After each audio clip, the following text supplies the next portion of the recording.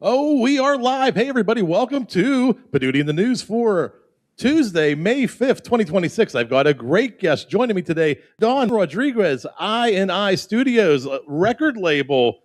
Don, do you know what time it is? Man, it is Poduty in the News time. What time is it? What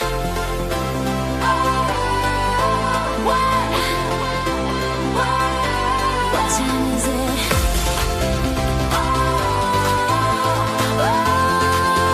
It's time for Poduty in the News.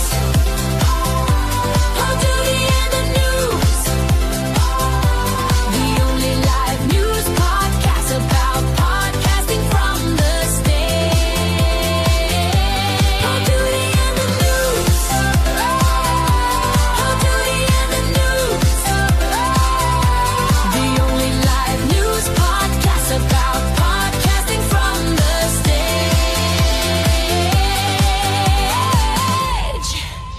Oh, the only live news podcast about podcasting from the stage. Don, welcome to the show. Hey, thanks for having me, Jeff. And tell me who that artist is. I'm ready to sign her. She's hot, man. She's got it. She's got everything I'm looking for. Oh, man, some people don't want to know who the artist is. Yeah, this is a one-man show. I'm trying to do a lot. I do a lot of research, as you mentioned before. I need help. And sometimes, I rely on certain tools and certain things to get the job done. And that's something I created about 6 months ago, and I just been using it. People love the song. Yeah, so do I, man. Yeah, no, I'm just messing with you. I figured it's something like that. I create content all the time for the same purpose, podcasts and other stuff like that. So great. Yeah, thank you. Thanks for having me on. It's a pleasure.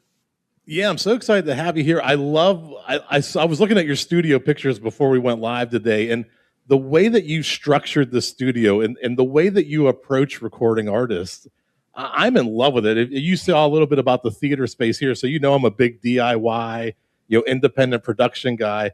But what you're building is incredible. Tell us a little bit about I&I Studios. So it's a recording studio, record label, and a music publisher for independent artists.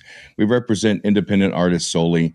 And the reason behind that is just because I like to put in my efforts, energy, and resources to where they're best needed. They can best be suited for people who are trying to emerge into the music industry, which is harder than ever these days. So yeah, this studio, it started as a rehearsal studio where me and my friends would jam out. And then I converted it to a recording studio where we can record masters and built a bunch of sound baffles. And it's a great space. And the idea that I got for its layout was really one time I was doing the sound check and I felt that the best I had ever sounded was on an empty stage doing sound check.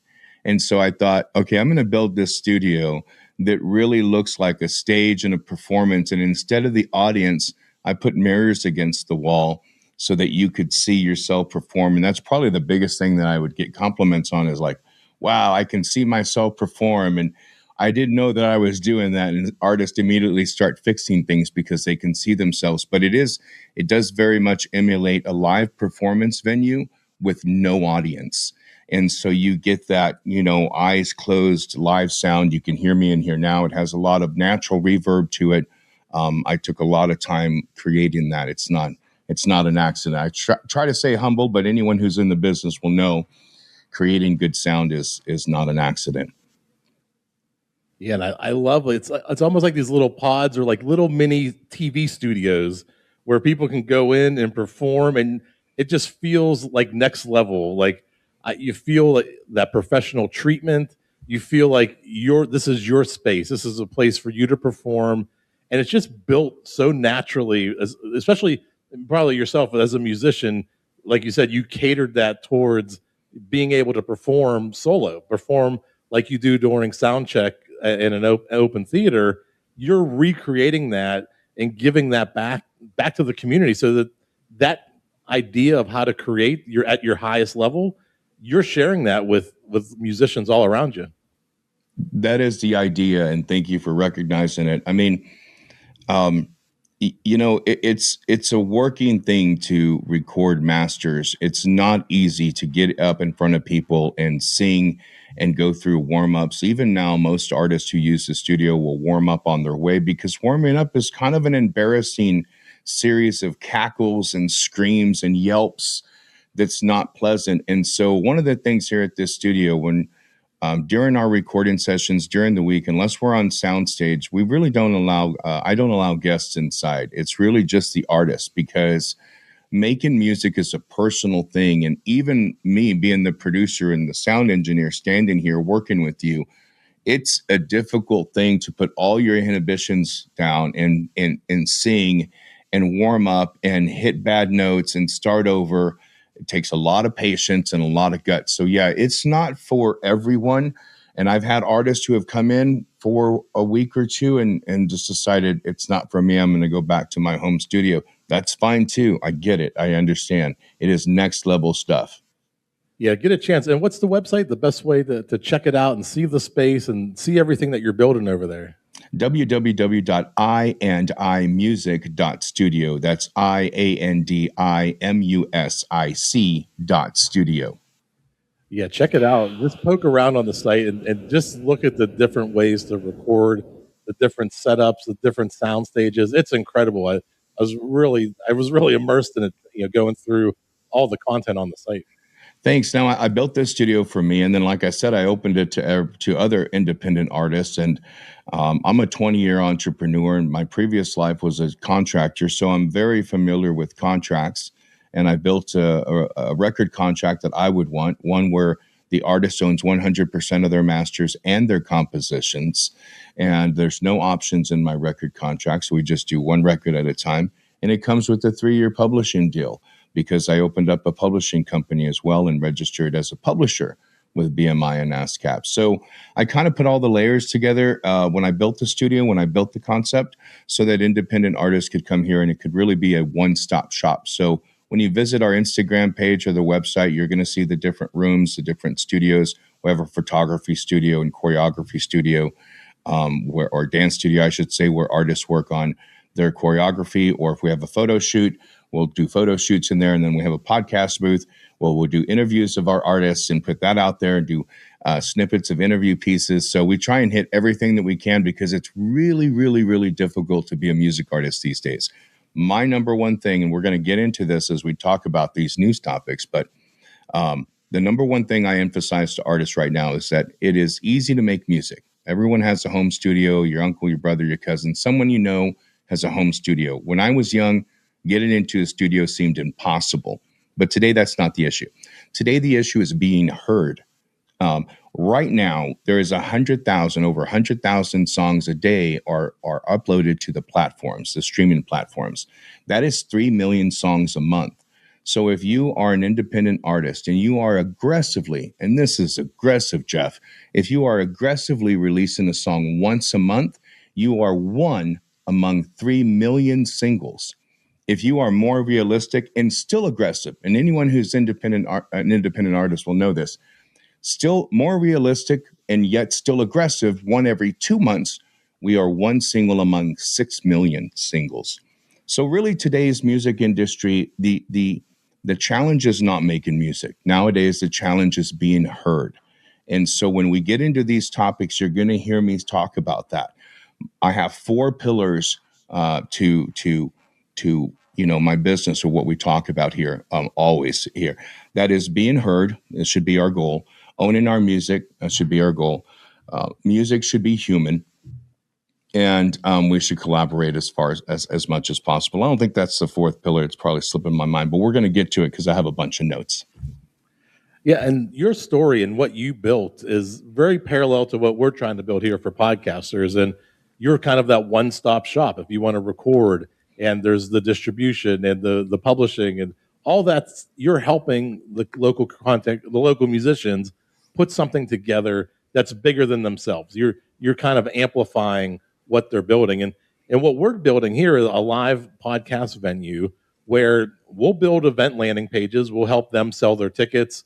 We'll record their podcasts for them. We give them back the recording. We don't take any ownership. It's very important for us to bring people in without risk, right? We'll split the door 50-50 in ticket sales, but that content creator isn't on the hook, or there's no if you were to book an event at a hotel and use their ballroom, all those little line item hidden fees, the cleaning fees, the the move-in fee, the move-out fee. We're trying to get rid of that so that people can perform their shows without fear of they're on the hook for $2,000 at the end of the night if they didn't sell enough tickets. And your story is very parallel to that, with really focusing on the independent artist, really focusing on lifting them up, giving them a voice, helping them get heard. You know, that's one of your big pillars, and that's what you're doing. And I think that's why your opinions tonight and your expertise is going to lend so much to these 6 stories. I appreciate it. Let's dive in. I'm ready when you're ready. Let's go. We'll go to story number 1. This one's a big guy. The Android show controls the rollout, and Google's not waiting for I/O to tell their story. They are starting early with their own show, setting the tone before anyone else gets a say. This is about control of the message, the timing, and the audience expectations. In music and podcasting and any creative business, the people who win are the ones who own their rollout. They do not wait for the platform or a moment. They create it. And this was an example of, they have their own stage. When they present their updates and their releases, they have a space to record that content and distribute it from all over the place. But they're doing it a little bit early.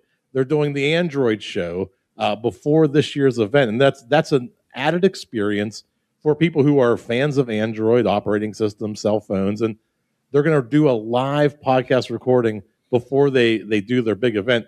I think that's huge. These experiential ways to bring the audience together. This is what we're seeing more and more across conferences, events, and other industries. And I'm sure you're seeing a lot of this in the music industry. You've already mentioned it. Actually, you mentioned that you're bringing artists in and doing podcasts. So you're already ahead of the curve. Well, because as an artist these days, again, the objective is to be heard, right, among all the music that is being uploaded to all these streaming platforms. And yeah, absolutely. I think the most important thing here, Jeff, what I'm emphasizing to my artists and my friends, is that you have to decide what you want to be. Do you want to be an artist? Then you're going to need to go down an artist path. You want to be a producer? Then you need to be a producer. A lot of young people these days who are making music, they want to be everything, because I don't know, there's a few superstars that are everything.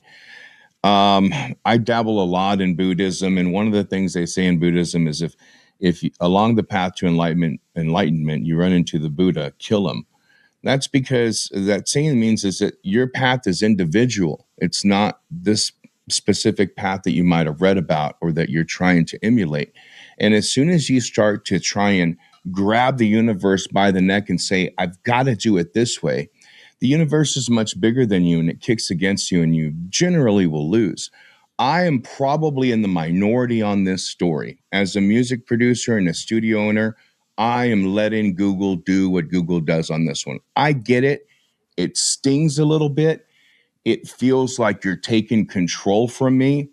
But at the same time, as a 20-year entrepreneur, I can tell you, an Armenian customer gave me some great advice a long time ago. He said, the best way to save money is to hire the expensive guy.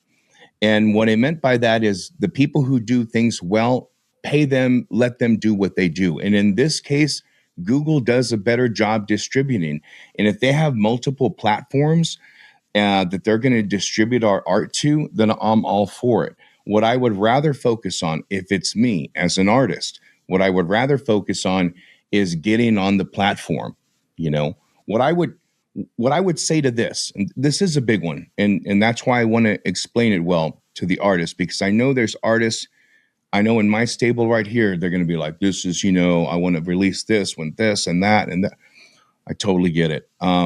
But in this one, I'm going with Google. I'm going with Google because I believe they do a better job. And the analogy that I'd like to give on this one is you got to think of Google as a music festival. And as an artist, I want to perform at the festival, but Google is the music festival. They have the grounds, they have the parking, they have the shuttle, they have the stage, the sound system, they're selling the tickets, and most importantly, they control the gate. They control the gate. They have all the people, right? The audience is what we're trying to get, and the audience goes to Google, just like they go to a music festival. So let's focus less on trying to control the music festival and focus more on trying to get on the stage at the music festival, because Google has the people, and that's really what we want. And if you're a smart artist, what you're really doing is getting on the stage, and once there, capitalizing on your 10 minutes on that stage and making that audience that Google has start to follow you, right? I mean, that's really what you want to do. We want to get on these big stages and pick off audience members as crossover fans. You came to the music festival and you left as a fan of mine as well. And that's what I really want as an artist. So I'm not bucking Google here. I'm letting Google be Google. I read this headline, and honestly, my interpretation of this headline was internet giant takes a little bit more control of the internet. I mean, that's okay. Google's going to do what Google's going to do. Amazon's going to do something next, right? So choose what you want to be right now. If you want to fight the system, or do you want to be part of the system and gain from the system? That's what I would say here. Yeah, we're seeing a lot of podcasters reach out to events, reach out to different conferences, and we're seeing conferences select podcasters as part of the entertainment. So here we have the Android show as part of this event. There are conferences where whatever you're talking about, whatever you're passionate about, there's probably a space for you to do something, whether it's be part of a panel or run your podcast live, but you can get in front of that community, that audience, and share your expertise with them in a way you couldn't, just kind of like me sitting in my silo here recording my own show over and over again. If I was recording this at a conference where people knew Poduty and the News, it's time for Poduty and the News, they're all dancing in their chairs, I'm going to make a different type of connection performing this show in front of a live audience. So what Don's talking about here, this is something you should think about at a very small DIY level. Where can you position yourself to be in front of the audience that cares about what you're talking about? Yeah, and I really like your conference level. A few weeks ago, we had the Las Vegas Drum Show here in town, and Roland, the company everyone knows and loves, music production and video production tools, Roland had a podcast in the corner set up there. And yes, this is exactly what you should be thinking. And you know what? I'm glad you mentioned that to me, because I was just at a, one of those pop-up tent festivals over the weekend, and I had my own tent out there, and I'm handing out my own flyers for this studio, trying to get followers and subscribers like anybody else. In other words, nobody is outside of this system. And anybody who's like, oh, you got to do this and that, and, wake up in the morning and you'll have this many, anyone who's going to tell you that there's not work involved is probably lying to you, right? There's work involved. So, yeah, I like it. I like the conference idea. I would get there. I would get to conferences, see if you can get a space. You call them up and say, hey, I want to do a space. I want to do some interviews. Don't ever try to hide what you're doing. That's how you get in trouble, because sometimes if you're like, I don't think they're going to let me do my own podcast while I'm at that conference, and I don't want to say anything. I would rather say something and be told no rather than try and hide it, because a lot of times you'll find that they would have told you yes, but you didn't say anything, so they put you over in a spot where that's not conducive. There's a lot of noise and stuff. So always be upfront, and I really like that idea. Get to these, and if you're an independent artist, listen to this. Do the same thing. Get to these pop-up festivals in your town. I know there's a ton of them. They're everywhere. It's springtime, summertime is coming up. And get yourself out there. Make yourself 1,000 flyers. Then that doesn't have to be fancy. Right now, we all need to be heard. Again, you're going to hear me say this objective all the time. There's lots of noise out there, and we're trying to be heard amongst the noise as independent artists. So we got to go back to grassroots, especially since, if I can just add this one thing, we're finding out now that you get this blue check mark on Meta, and a lot of those followers and likes are just feel-good bots that you're paying for, and they're not real people. So that's not cool, I would rather have real organic people. I mean, the likes and the follows feel good, but, at the end of the day, I'm trying to reach real human beings. Yeah, speaking of real human beings, our second story, this is as live can get. We're talking about, going live at conferences, but Graham Norton is taking his podcast to the Fringe. And this is what building an audience over time looks like when it pays off. This isn't just content anymore. This is a room full of people who chose to show up. In music, that's the goal, not just streams, but fans who will buy a ticket, show up, and be part of experience. That is where the real value is. And this one comes from us from the Edinburgh Reporter, and it's Graham Norton is bringing his. It's called Wanging On, which is caught my. I love that title, and he's doing a live performance. And this is exactly what Don's talking about. And when you see an event like this, and you see people showing up, what does that bring to your mind, Don? It brings to mind my hero, Larry King. It brings to mind what we're doing is opening to live audience things that used to be a very small audience or no audience, right? And this reminds me of Larry King, because Larry King, for me, was just one of the best live interviewers in the history of the country. And I know he credits people himself, but I really think a lot of Larry King. But he would go live and he would do these similar conversational style interviews. And now what we're doing is opening it up to a big audience that people can come and have these. Now, that kind of sounds like, I don't know how old you are, Jeff, but I mean, that kind of sounds like Donahue or Geraldo when we were kids at our babysitter, watching TV. But this is great. I don't think it's new, but that's fine. It doesn't have to be new.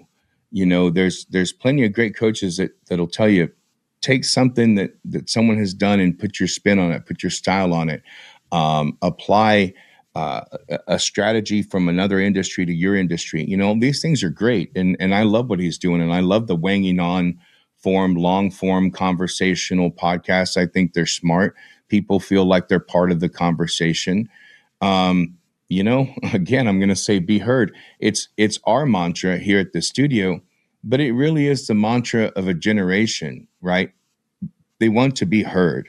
And you just hear this all the time. And it's a thing that makes politics so difficult, is because people want to be heard and they want to feel like their opinions were expressed and that they were listened to and that they were considered, right? Whether they were or weren't is a different thing, but they want to feel like it. And so when you have a Wanging On type of experience and you let people become involved, it reminds me of the original Twitter years ago. This is at least 15, 16 years ago. I would go on and watch my football team.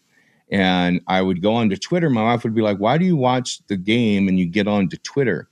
And it was because if you followed the certain hashtags for the game that the NFL set up, you could interact with fans and opponents if you wanted. I never got in the opponents one because that stuff got really mean. But you could interact with fans during the game about what was going on live. And now, I mean, he's applied all this live Larry King interview conversational thing, NFL hashtag conversational things going on, and letting this audience both live and online participate. And I think it's genius. And I'm all for it. I love it. I think we should do more of this. This is what people want. They want to be involved and they want to be heard, and they want to believe that their opinions have been heard and considered. I think podcasters too are waking up to this reality of churning out content for algorithms, right? They're making these video shorts. And if you were a good podcaster and you were starting to get some ad revenue coming, you'd find out that the amount that you make per download is about 2 cents. If you got 1,000 downloads, you can make $20. And for most podcasters, getting to 1,000 downloads an episode is very difficult. It's a high bar. It's only the top 5% get over 1,000 downloads.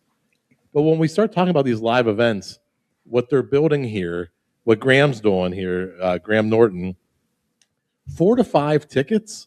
If you can profit $5 from 4 to 5 tickets, an in-person audience is making you the same amount of money as 1,000 downloads of a podcast. So the value of getting somebody to come out to see you, sitting down in front of you, it's 250 times greater than a digital download. And I think when podcasters start to realize, okay, maybe 1,000 downloads an episode's out of my reach, but 15, 20 people in my local town are able to come in, you're already right out the gate making a kind of money that people who get 5,000 downloads are making. So really think of the value of in person versus digital, and why am I serving these algorithms that I'm just hoping to get likes and clicks and shares that don't really have any retention. Nobody really remembers the 200 TikToks they watched last night before they went to bed. But if you met 10 people sitting in front of you, those are 10 really good connections that you can build off of. That's a tangible asset. Those are fans who like what you're building.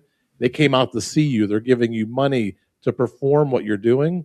Keep those things in mind when you see these types of stories, that there's a whole network growing, and we're seeing it a lot from some of the gurus, right? Gary V has been very bullish lately on the future is analog, and it's something I believe in. I know Don probably is going to really like that, this concept of getting away from digital and being with people, being around people, sharing your passions. And this came to us from the TPBN YouTube channel, and Gary V is saying what a lot of creators are starting to feel. Digital is easier than ever, but that also means it's more crowded than ever. And that's what Don's saying, like 6 million new songs in 2 months. The real opportunity is in the balance. Use digital to get attention, but build something real that people can connect to. In music, that means owning your work, building your audience, and creating experiences that go beyond the stream. Yeah, I agree with Gary on everything here. And I feel like what Gary is saying is what he's always said, which is at the end of the day, what we're really selling is trust. And that's what we're getting back to. And I feel it in the music industry big time. Trust in a human being, trust. I mean, think about it now, how many times we call up customer service for a product and all we want to do is get to a human. We used to hate how long it took to get a human. Now we'll wait 3 days if it means we'll just get a human, because the AI options really aren't that great yet, So we're going to get back to that. I feel like the music industry specifically is feeling what Gary is talking about. Not that we're going to go from digital back to recording on tape. That would petrify me. But we're going to go from clean digital back to humanity, right? And it's a shift, and I've seen this before. It feels very much like the late 80s when we had a lot of synth music. It was so popular. We were inundated with all kinds of beats and synth music sounds and tones, and all the music was great, and I loved every second of it. But then we reached like this end where we're like, we're just kind of done with all this clean, technology, techno music. It was called techno. And so then that was the birth of grunge after that. And you saw the music industry shift from that clean, era of synth music back to real instruments, real vocals, real people singing about real human experiences, not about la-di-da-di-da. I was at the club again this past weekend. I mean, that's fine composition. Don't get me wrong. I'm not knocking anybody's content, but you saw a shift. And I think that's what we're going to see again. That's what I'm saying. And I think Gary's onto that. Gary's like, you know what?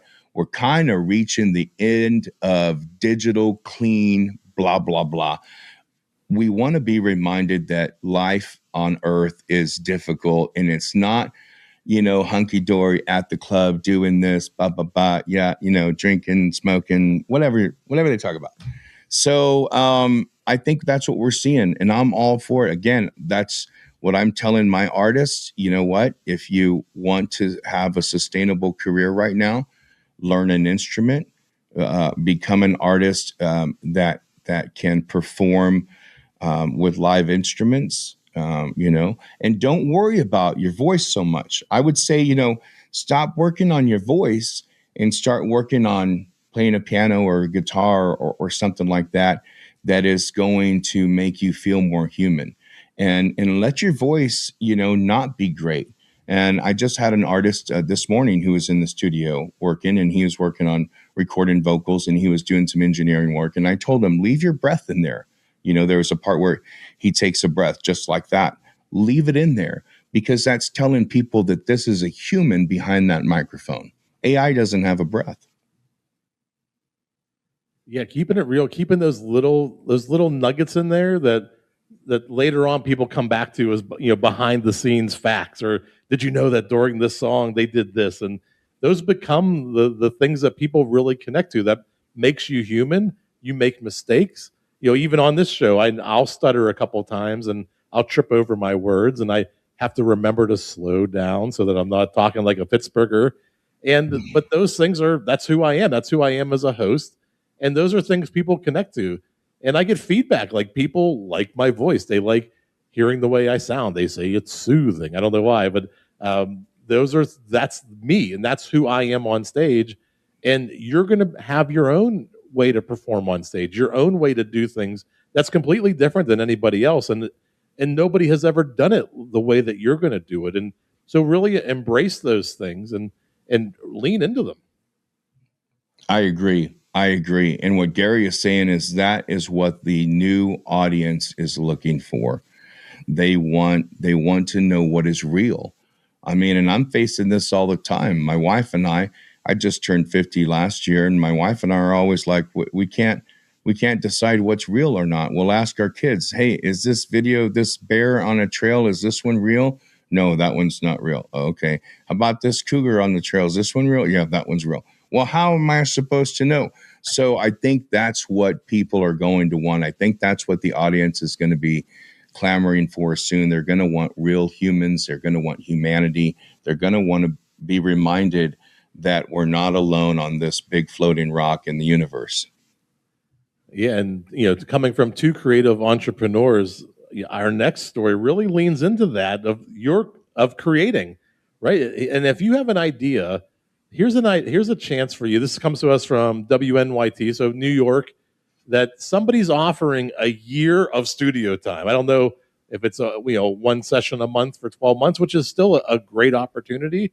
And if you pitch your podcast, you could win the launch of your podcast. And this story is about giving people a shot, a simple pitch contest, but behind it is something bigger: structure, guidance, and a chance to be seen. That is what turns ideas into reality. In music, talent is everywhere, but without support and direction, it never gets heard. This is about building a system that helps creators take that first step. Yeah, I can totally resonate with this contest. As a matter of fact, I'm going to steal this idea because I'm always looking for ideas. One of the things that I explain it this way: if you're a vocalist, then your instrument is your voice, right? This is what you do. The problem is you need something to sing, right? All the time, you're always running up against this challenge that you don't have anything to sing. And I'm always talking to vocalists, especially the really, really good ones. They'll say, just give me something to sing, right? Not another cover song. Give me something original to sing. I feel the same way as a producer all the time. I feel like that vocalist does. When I opened this studio, the first thing was like, okay, I mean, I've got my own music and that's great, and I'm producing it. But the first thing I thought as a producer is, give me something to produce. And I immediately went out there looking for stuff to produce. All the things that were important to me. I'm into Kundalini yoga. So I approached my Kundalini yoga instructor and I said, let's make this YouTube series about Kundalini yoga. And she's like, okay, sounds good. Because I needed something to produce. I have the studio. I'm a producer. I'm a retired contractor. I want to produce things. So that's what I read into this story was like, yeah, I'm going to hold a contest too. Not because it's not great to help and support other people, but because sometimes if you're doing a thing, you need to do something, right? You need to sing. If you're a vocalist, if you're a producer, you need something to create. So I'm all on board with that. And I love helping people get off of their feet. There's a lot of great ideas out there. And what I like most about this story is that they recognize that it's a new world, right? There's Roku, there's YouTube, there's a bunch of new Tubi, a bunch of new streaming services. So you're not limited to just like some late night TV show producing, your weird gadget show like I used to watch when I was kids. Nowadays, you can produce a real high quality show series and put it out to YouTube and then get it registered on Roku, which is what we do here as well, and Tubi and other places. Try and get as many places as you can to get your content out there. In fact, Jeff, what you're doing right now, this is content. And a lot of people ask me, Don, how is it that you give your artists master or ownership of their masters and their publishing? We haven't even got to publishing yet. The whole world is talking about masters. You're already jumping to giving them compositions too. Well, that's because I'm not going to ride the coattails of their music. I'm going to produce my own video content. The label is, and we're gonna use that as content driven revenue, right? You know what I mean? So right now, the old label has always been you have this artist, and the artist makes music, and everybody makes every dollar off of that one song. Sorry, pardon, I get passionate. See. And I just want to change that. Like, why make it that way?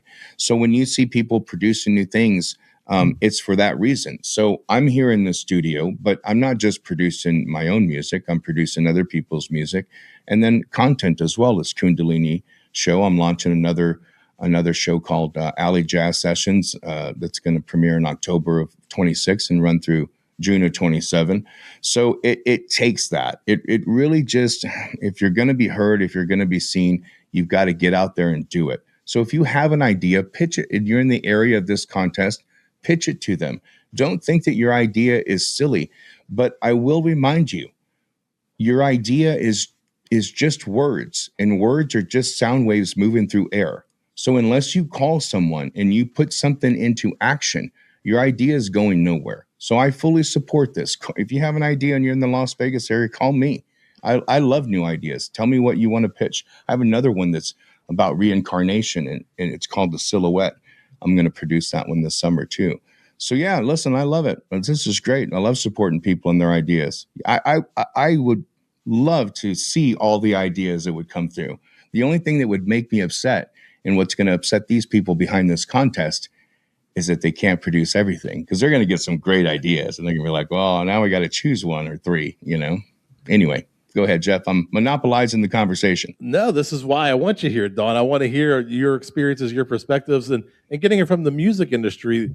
There's already a lot of foundation there that's parallel to what we're trying to build over here in the podcast industry. So you're giving us these great perspectives, and that idea of doing a scholarship or really supporting your local community that like this studio is doing. Don's talking about doing it. I've done things where I've done free training on how to podcast. I'm working on, there's a summer camp for girls empowerment. I have 2 daughters, and the idea that I could fill this theater in the summer with 30 kids who want to learn about podcasting and content creating, and it's all done. The whole space is donated. Like, those are the things that plant those little seeds that sprout into something so much more magical than your business idea. It's bigger for the community, and those types of things come back, and you give, and the community gives back to you, and you don't do it just for the reason to give, but you do it because it's that rising tide lifts all ship. If I can bring in 30 kids and 2 or 3 of them are inspired to do podcasts, well, maybe 2-3 years from now, they're filling this place up because they found a passion, and they're just so grateful to have a place to perform, and that's why you do these things. And that only happens in local businesses. You don't see Google sponsoring the kids' baseball teams or the football team. You don't see their banner in the outfield.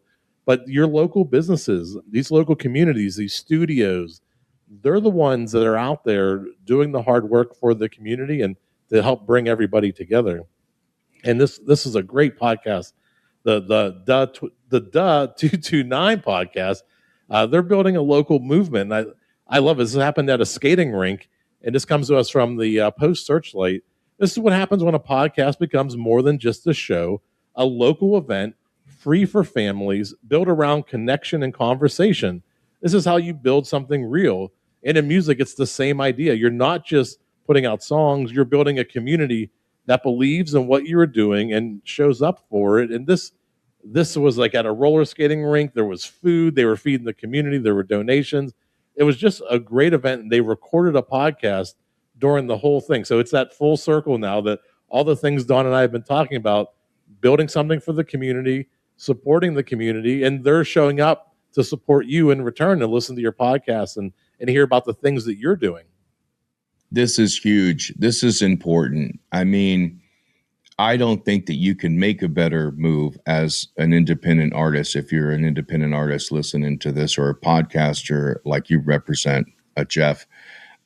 There's a band that I've worked with here in town in Las Vegas locally called This Side. They're a new age punk band. And over the last holiday season, I saw on their Instagram, they were getting their family and friends together on a turkey drive and bringing it over to a place that was going to be preparing meals for the homeless. And that, I mean, I'll tell you, as a producer, as a studio owner, label, I mean, I'll sign you just based on that, because you got to understand, from my point of view, I need someone who's going to be out there working in the community and getting their name out heard. If you want me to invest my money in you, right, I need to know that A, you're prepared to perform, and B, that you're going to do things like this, because we're going to have to build this grassroots fan base from zero to wherever it goes. No one's building it for you, and you can buy it. But I covered that in the beginning. Do your research, chat GPT something, look into it. A lot of that stuff is bots that you're paying for, the feel good bots, and that's great. I'm not down on anything. I'm just letting you know, just know what you're buying. And I'm a big proponent of that. So I really like what they're doing in this, with this kind of stuff. And I like the Post Searchlight. I love the name. I love what they're doing. And, when you think about this, Searchlight is out there signaling, gathering attention. And Post Searchlight means, what do you do once you've got that attention, right? So if we're out there, with our Instagrams and our Facebooks and our TikToks and whatnots, and we have all these little video clips and we're trying to send them viral, and we're doing everything that we can to be noticed, seen, and heard. Okay, once we're noticed, seen, and heard, then what? I had this happen to me, and not to toot. I'm coming from you with real world experience. I produced a show called the Boulder City Sports Network. It's the very first thing I produced when I opened the studio. I thought sports is an easy in because I know sports and I had kids, and this was going to be good. And I had a video called Gabe's Touchdown, and it got 2.4 million views and 100,000 likes. You know how much money I made on that? Nothing, zero. Nobody made anything, because I had no Post Searchlight strategy, which means I had nothing for them to follow up with or to do once they noticed me. I had 2.4 million people notice my page, and 100,000 people liked that video, and I had no way to convert them to followers, no way to monetize all of that. I mean, I just wasn't ready. It was accidental. I'm glad it happened to me early, because it taught me you've got to be ready. That's what I really like about that Post Searchlight concept, is that, like, here's your searchlight grabbing your attention, but your Post Searchlight is just as important as the searchlight itself. What are you doing after you have their attention? And this strategy is the best, in my opinion, which is I'm taking my fan base and improving my community. You don't get better than that. I mean, you really don't. I don't want to toot my own horn, but I was going to say I have recitals in here for local piano and guitar lesson givers, right, to kids, because it's like you were saying, if I can spark that interest in a young person, then I'm passing on this talent to someone else and letting them know at a young age, oh, wow, I could be in this studio recording my own music someday. And that's the kind of thing you want to do. It doesn't have to be big, be small, but do something. I love this. Yeah, giving back and not worrying about the finances. But our last story is about financing. And you did talk a little bit about my original segue was going to be from the 2.4 million views, the 100,000 likes, no financial gain. But here's a podcast from Bloomberg. It's the Odd Lots podcast is hosting a live show in New York City. This is a financial podcast, not necessarily entertainment, not music, but they are still filling a room in New York City. That tells you something important. You do not need a massive audience. You need the right audience, people who care enough to show up. And in music and podcasting, that is everything. A smaller, dedicated fan base will always outperform a large, passive one. Absolutely, man. I'm all over this. And if you're still tuned into this podcast, you're smart, because this is a good one, because you need to find a niche. And the tighter the niche, the better. The smaller the corner, the better. I mean, think about it. If I like to go boating out here in the West, and if you've ever been boating, you get on the lake and you want to find a little cove. You want to find a small cove, right? So when someone comes by, they just pass by and they're like, oh, someone's already in that cove. That's a bummer. They're in there. So it's the same thing. This is the same concept behind the niche.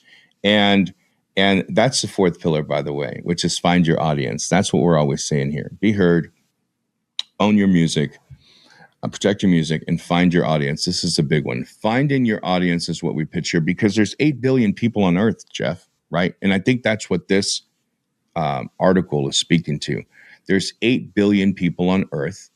We can reach virtually all 8 billion of them, minus a few countries that don't allow their population to see anything. But let's just say we can reach 7 billion of them. Okay, fine. All we need to do is find our million. And I promise you, no matter what it is you're making, be it a podcast, music, pottery, I can find 1 million people in a 7 billion Earth population that really likes your stuff, right? And that's really what the goal is here, is finding our audience. And so get niche. This is a reason I took I went for the Kundalini yoga, because out on the market, if I search out there, there's a ton of yoga out there, but there's not a whole lot of Kundalini yoga. And so you get niche and then find another niche. Right. One of the artists I work with right now is working on an album of fantasy rock. It's rock, okay, but the fantasy rock aspect is real niche to a subculture in rock, and it's real popular. And what's great about niches is they're loyal. They're loyal. You know, one of the movies that just sticks out in my mind that I've always been loyal to, and I know every line, is The Big Lebowski. It was just a cult classic. It was not a big hit by any measure of how Hollywood standards, but it has a huge following because of what it meant to people who saw it, what it represented, the sort of comedy it was, and it has that kind of following. And that's really what we want to build, a cult following of people who like us, like Deadheads, you know. Get that, you know, Graham Norton, perfect example. Get into a niche, find the people that like your style, like what you're doing, and be loyal to them. And don't let them down. And back to one of the earlier stories, get out into the community and meet them. I was just explaining this to another artist for the same exact reason. Come out. We were at the Spring Jamboree this past weekend, introducing our studio to people, getting followers, getting supporters, subscribers, and introducing the artists to them, to the public as well.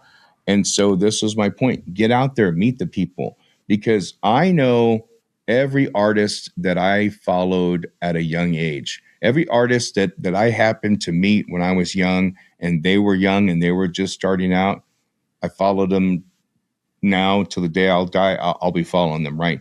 These are the kind of followers you want. When you meet people, music is especially this way. When you meet a music artist and then they blow up, you will tell everyone you know, I remember when I used to message DM Stick Figure directly. This is my own personal story because I did. I remember when I used to, Stick Figure is a band, I'm not sure, out here on the West Coast, there's a big reggae band. They're out there too. Everybody knows who they are. And I remember when I used to DM Stick Figure on Instagram about their music and about their old tracks, and we'd talk about stuff and they would reply. Those days are gone. Now their Instagram page is managed by a company.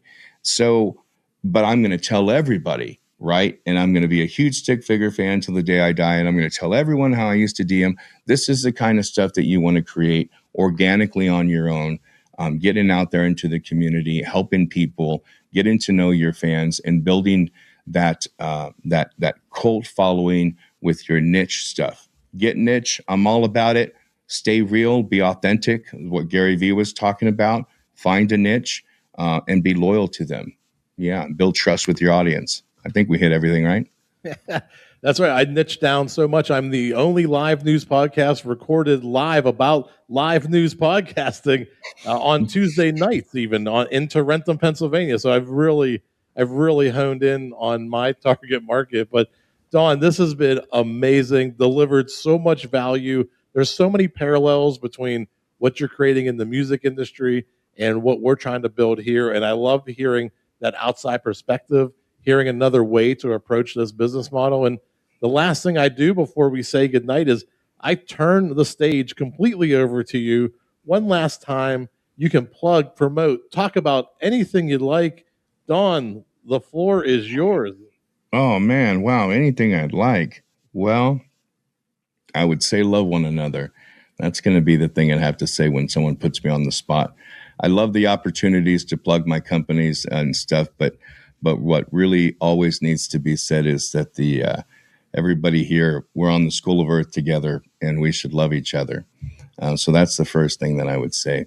Second thing I would say is I have a music studio out in Las Vegas, Nevada, just outside Las Vegas, Nevada, and I'm building a publishing company that represents independent artists. So if you are an independent music artist and you do not have a concierge publisher, I'm not talking about Song Trust, I'm talking about a real music publishing company, and you'd like to be a part of one, I am onboarding artists for free right now.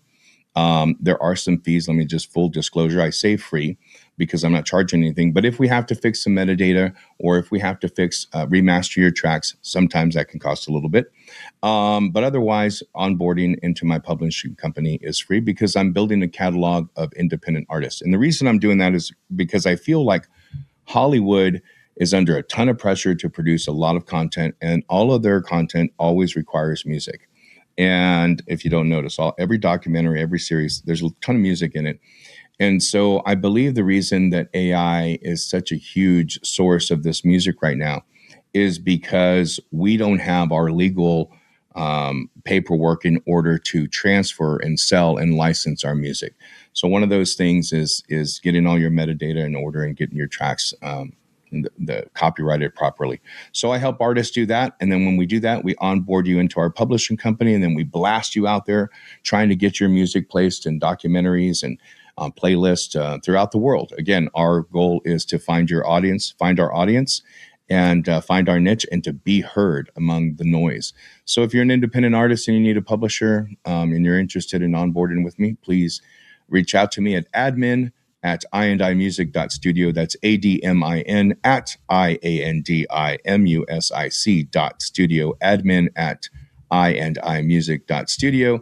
And I will talk to you about getting your music in our catalog. Let's see what else. If you're on the West Coast and you're looking for a studio, I have flat rates to produce singles and flat for solo artists and flat rates to produce singles for bands as well. If you want to build an album, it's pretty easy. We build a budget and then we get to it. Artists own their masters and their compositions 100% of the time. If we collect something at all, it's because we've invested in you, and it's always a royalty, and we collect 50-50 on a royalty as soon as your music comes out. So we don't collect 100% until we're fully paid. We go 50-50 from day one. But that's only if your music's super awesome and I'm like, all right, I'll back you. It happens more often than you would think. I really like supporting independent artists. It's my passion. I've been very blessed in the construction real estate industry over the last 20 years. This is my passion. This is what I would come home and do on my weekend time, is be here in the studio making music with my friends. And so the studio is open to make music for all independent artists. I'd love to hear what you got. And yeah, I guess that's my spiel. Awesome, Don. Thank you so much. I'll put all those links in the show notes. We also have a crew page. Anybody who's ever been on the show gets their own dedicated page on the podcast where you'll see all their links, their social profiles, their website, and any future episodes. So I'm 100% inviting Don back on a future episode. So when Don appears again, all the shows that Don's been on will be there on one page, on Don's page. So check it out, news.poduty.com. Don, do you remember what time it was? It's Poduty in the news time. Thank you so much, Jeff. I appreciate it. I can't wait to come back on. What time is it? What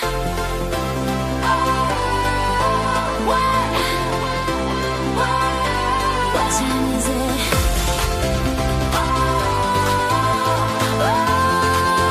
It's time for Poduty and the news.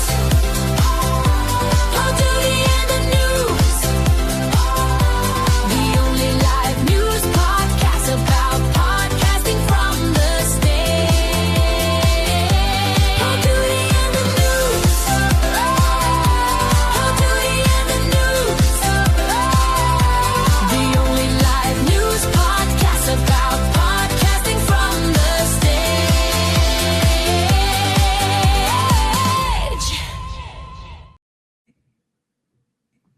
We did it.